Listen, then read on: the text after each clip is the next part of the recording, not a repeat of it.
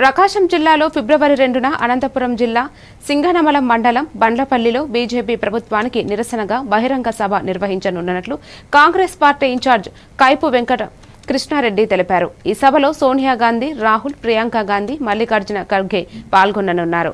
వెంకట కృష్ణారెడ్డి మహాత్మా గాంధీ జాతీయ ఉపాధి హామీ పథకం ద్వారా 80 లక్షల మంది పేదలకు ఉపాధి కలిగిందని, మహాత్మా గాంధీ పేరును మార్చడం తగదు అని పేర్కొన్నారు.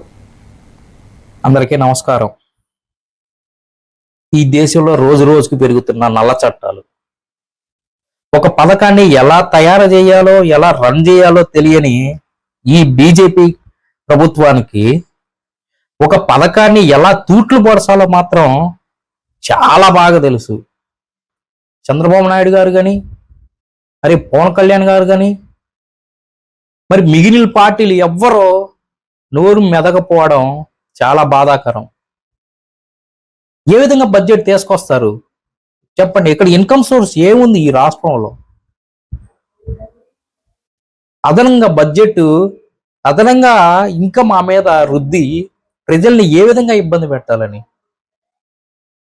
ఈ పథకం పేరు మారిస్తే మీకు ఏం లాభం? మీ ఇష్టం వచ్చినట్టు పేర్లు తీసేస్తాం అంటే సహించేది ఉండదు. దీని మీద కాంగ్రెస్ పార్టీ తీవ్రమైన ఉద్యమాలు చేయబోతుంది.